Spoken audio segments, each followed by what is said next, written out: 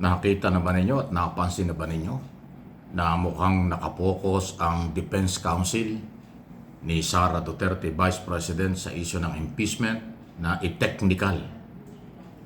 technical yung proseso ng impeachment. Kasi ngayon, sa unang impormasyon na kanilang pinapalabas ng kailang defense group ay isyong may kaugnayan sa one-year rollback. Para sinisilip nila na labag na naman sa saligang batas kasi wala pa daw isang taon ay meron namang impeachment. Na gusto nilang palabasin, labag nga sa batas pagkadalawang impeachment sa isang taon. Yan ho yung kanilang sinisilip na. Tinetechnical nila. Hindi sila nakatingin sa ngayon dun sa mga ebidensya.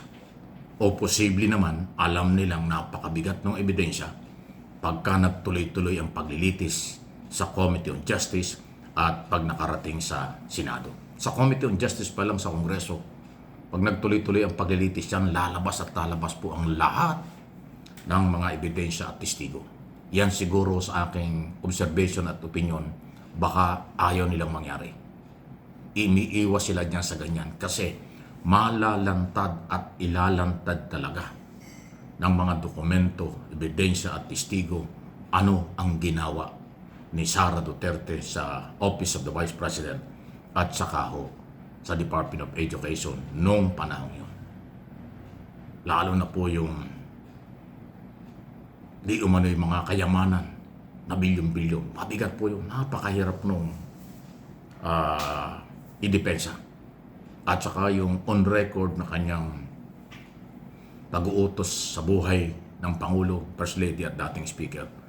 Isa pong krimen yan, pagbabanta. At yan ay labag sa batas. Higit sa lahat, yan ay betrayal of public trust.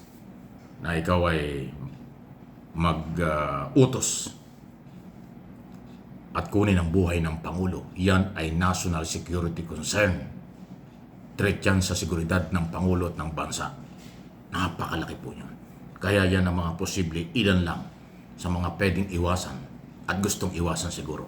Dahil pag yan ay tinalakay na, makikita at maririnig ng taong bayan kasi live sa media at pag-uusapan talaga pag nag-umpisa ang trial. Okay? So ngayon, yan po yung update. Tinetechnical para palabasin, illegal na naman ang proseso. Samantalang, ang dapat pag-usapan ay ebidensya kung ano yung dahilan bakit siya ay dapat matanggal sa posisyon at kung bakit naging betrayal of public trust. Ayan, 16 po yung kanyang mga abogado, dyan sila nakapokus ngayon. Kaya kung maganda at abangan po natin ang matinding debate rito ng mga abogado at ang magiging proseso. Huwag kayong mag-alala, kayang-kaya yan ng Committee on Justice Chairman Chinky Luistro. Magaling na abogada, hindi nagpapapressure at trabaho lang ang kanya. Alam na alam niya ang rule sa impeachment at maging sa korte. Ayan po yan. Okay? Kaya ko ito tinatalakay kasi ngayon pong araw na ito ang deadline ng 10 working days para sagutin ng Office of the Vice President itong mga ebidensya at akusasyon laban sa kanya. Para alam niya at naibibigay sa kanyang pagkakataong aralin at magkomento, paghandaan yung kanyang depensa base sa substance na nakita na ng Committee on Justice na merong basihan para ituloy ang paglitis o trial. Ayan po yan. So, pero dahil deadline na nga, ay hindi yata ho malinaw kung ano yung sagot. Maliban nga sa isang technical na yung proseso na naman ang kanilang kino-question. Kaya inililihis na naman. So good luck sa magkabilang panig. Ako naniniwala sa aking opinion, hindi papayag ang mga membro ng komite at ng mismong komite ng Kongreso na i-technical sila. Okay? Ito ay kanilang itutuloy pag hindi nakipag-ugnayan ang kampo ni Sara Duterte sa proseso sa Committee on Justice. Siya yung magiging kawawa dyan dahil hindi naman kawawa o siya mismo ang gumawa ng dahilan na hindi niya maipagtanggol ang kanyang sarili. Dahil hindi naman mapipigilan niyang kumite. Didinggin nila at pakikinggan ng lahat ng ebidensya at testigo.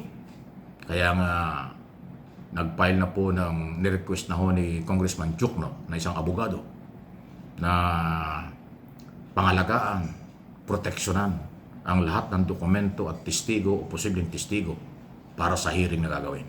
Mahalaga po yun. Kasi yung proteksyon at dokumento ay kailangan huwag itong masira, huwag itong mawala at sa halip pangalagaan para mailabas nila ang katotohanan. At yan din naman ho ang pagkakataon ng kampo ng pangalawang Pangulo. Harapin niya at idepensa sa tamang proseso. Hindi madadaan sa technical issue para pigilan ng Committee on Justice. Hindi po yun. Kung kinu-question ng kampo ni Duterte ang legality ng proseso, Supreme Court lang ulit ang kanilang pwedeng puntahan. Ang Kongreso at hindi kayang pigilan yan dahil mandato, obligasyon, ang impeachment process sa ating Kongreso bago makarating sa Senado kung kinakailangan. Yan po yan. Pero siyempre, marami na namang magagalit, marami na namang magko-comment ng suntok sa buwan. Sasabihin, bias tayo, sasabihin, balimbing pa raw, lahat ng klase, sasabihin may maleta. Ay, sawan-sawa na po ang tao dyan. Lahat ng inyong mga sinasabi, hindi na ho yung pinaniniwalaan. Maniwala kayo. Ako kahit na araw-araw, oras-oras, pinipersonalin nyo, inaakusahan nyo na kung ano-ano, walang epekto sa akin yan. Di ba? Nalalaman ng taong bayan kung sino ang may laman at wala ang sinasabi. Sino ang kapakipakinabang ang sinasabi at komento. At sino din ang mga taong sarado ang isip dahil iisa lang ang kanilang pinaniniwalaan. At alam din natin ang mga taong bukas ang kaisipan, matatalino, professional, alam ang tamang proseso at paghahanap ng hustisya. Iyon ang mahalaga. Yung pagiging diktador, mahilig sa shortcut, dahil namana nila sa kanilang amo, walang kaso-kaso, tumba lang ng tumba. Ayan ang inyong pinanguhugutan. Maling-mali yan. Madala na kayo. Matuto na kayo. Sino ba ang gumawa niyan? Ayun, nakakulong na sa ICC. Kasi kahit siya presidente, mali yung pamamaraan ng kanyang paglilinis ng gobyerno. At yung mga biniktima niya at naging biktima, may karapatang magreklamo. Kaya nakulong siya. Ayan ang inyong sinusundan Shortcut. Siga-siga. Gusto nyo, kung anong gusto nyo, yun ang mangyayari. Hindi pwede yun. Hindi pwedeng maging banana republic ang Pilipinas. Demokratikong bansa. Batas ang mangingibabaw. Hindi ang iilan lamang. Please like and share.